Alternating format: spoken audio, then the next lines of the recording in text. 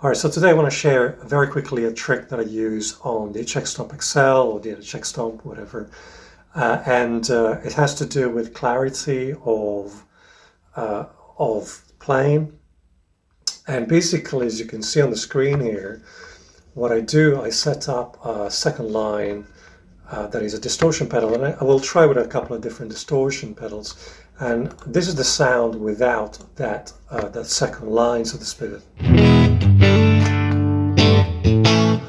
That parallel line. It's just the amp, some dynamic, a bit of compression. So I get this amp, a bit of compression, a bit of reverb, just a slightly, I won't say cleanish sound. And the trick here is to set this second line with a split crossover. So basically what happens is that you are distorting, you're adding saturation over a certain frequency.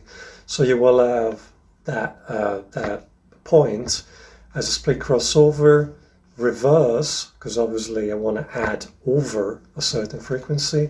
And at the moment I'm setting the overdrive over 1.7K. And so this is kind of the difference. At the moment I have that tone sovereign, but I will try a couple of different ones. So that's the clean sound, the direct sound. And this is the sound with the overdrive. So basically what's happening is that you're basically keeping the low end clean and you're distorting, you're saturating the top end. So if you can hear.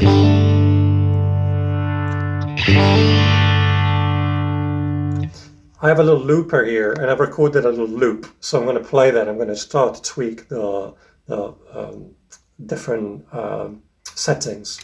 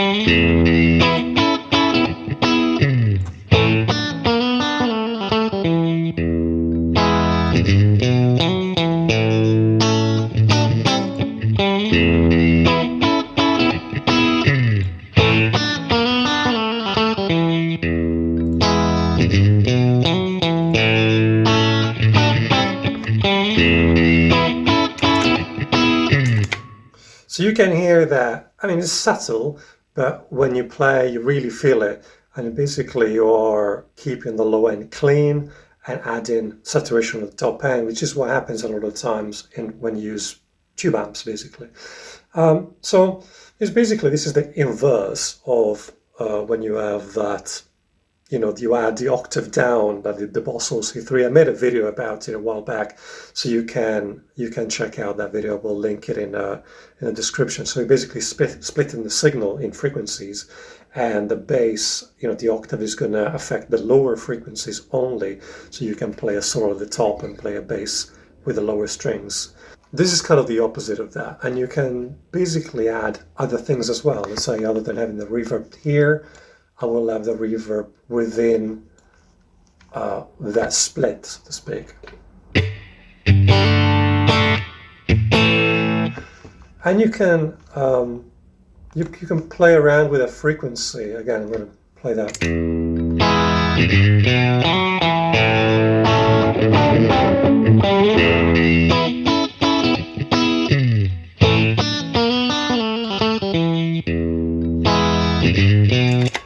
So you can hear that you can play around with a frequency, and to me that way you're playing as more thud, so to speak, as more attack when you go to that low E, so to speak, the low strings. So try, this is a little trick. I know it's very subtle, but you definitely feel it when you play.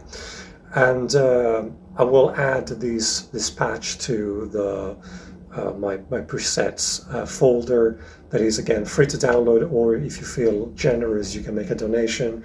I will leave the link again in the pinned comment and in the description. And again, there's lots of stuff if you want to support the channel. Obviously the easiest thing to do is just to like the video or to share it through social media, or send it to somebody that might get some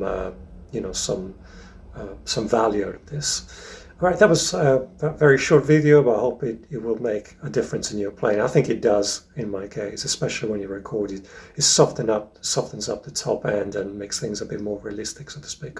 All right, take care. Bye-bye.